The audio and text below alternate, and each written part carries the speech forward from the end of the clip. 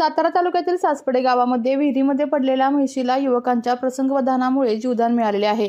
सासपडे गावामध्ये 40 फूट खोल असलेल्या एका विहिरीमध्ये म्हैस पडली होती। म्हैस पडल्याची घटना उघडकीस आल्यानंतर परिसरामध्ये ग्रामस्थांनी गर्दी केली।